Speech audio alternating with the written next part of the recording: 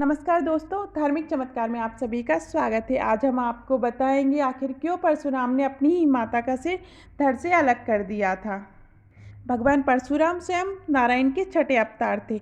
उन्हें आवेश अवतार भी कहा जाता था। इसी क्रोधित स्वभाव तथा पितृभक्ति के कारण एक दिन उन्होंने अपनी माता का सिर धड़ से अलग कर दिया।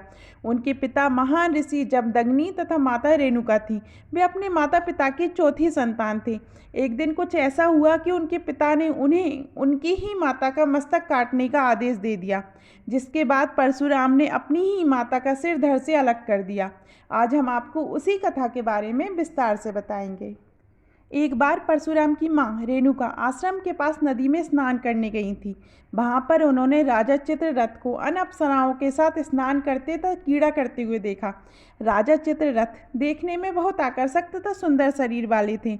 अन्य अप्सराओं के साथ उनकी क्रीड़ा को देखकर रेणुका का मन भी प्रफुल्लित हो उठा तथा वह उसे देखती रही। इसी कारण उन्हें स्नान करके वापस आश्रम में आने में देरी हो गई।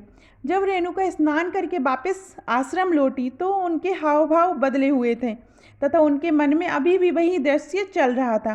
चूँकि ऋषि जमदग्नि एक महान तपस्वी थे तो उन्होंने अपने तप के बल पर संपूर्ण बात का पता लगा लिया तथा रेणुका का मन भी पढ़ लिया। यह देखकर उन्हें इतना ज़्यादा क्रोध आया कि उन्होंने अपने सबसे बड़े पुत्र को अपनी माँ का गला काट देने का आदेश दिया। उनका सबसे बड़ा पुत्र अपनी माँ के प्रेम में ऐसा नहीं कर पाया। तब उन्होंने अपने दूसरे तथा तीसरे पुत्र को भी यही आदेश दिया, लेकिन वे भी ऐसा कर पाने में असक्षम थे। एक और माँ की हत्या का पाप लगता तो दूसरी ओर पिता की आज्ञा की अवहेलना करने का पाप। यह एक धर्म संकट था, लेकिन उन्होंने मात्र हत्या करने से मना कर दिया। अपने पुत्रों के द्वारा स्वयं की ऐसी अवहेलना किए जाने पर ऋषि जमदग्नि को अत्यधिक क्रोध आ गया और उन्होंने अपने तीनों पुत्रों को श्राप दिया कि वे अपना विवेक, बुद्धि तथा सारा ज्ञान खो देंगे। इसके बाद ऋषि जमदग्नि ने अपने सबसे छोटे पुत्र परशुराम को अपनी माँ रेणुका का मस्तक धड़ से अलग करने का आदेश दिया। पिता का आदेश मिलते ही परशुराम ने बिना देर किए एक पल में अपनी माँ का सिर धड़ से अलग कर दिया। देखते ही उनकी माँ निष्प्राण हो गई तथा लहू की धारा फूट पड़ी। यह देखकर परशुराम के पिता जमदग्नि अत्यधिक प्रसन्न हुए तथा परशुराम को स्नेहपूर्वक कोई वरदान मांगने को कहा। परशुराम ने समझदारी से काम लेते हुए अपने पिता से 3 वर मांगे।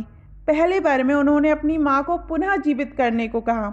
दूसरे वर में उन्होंने मांगा कि उनकी माँ को इस चीज़ की स्मृति ना रहे तथा तीसरे वर में उन्होंने अपने तीनों भाइयों का विवेक व बुद्धि मांग ली। ऋषि जमदग्नि अपने पुत्र परशुराम की समझदारी से बहुत प्रसन्न हुए तथा उन्होंने उसे तीनों वर प्रदान कर दिए। इसके पश्चात सब कुछ फिर से सामान्य हो गया तथा परशुराम जी की माँ पुनः जीवित हो उठी। हालांकि भगवान परशुराम ने अपनी माँ रेणुका को पुनः जीवित तो करवा लिया, लेकिन उनके ऊपर मात्र हत्या का पाप लग चुका था। इससे मुक्ति पाने के लिए उन्होंने भगवान शिव की कठिन तपस्या की तथा मात्र हत्या के पाप से मुक्ति पाई थी।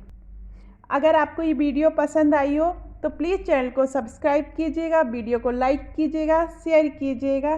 धन्यवाद। जय सिया राम।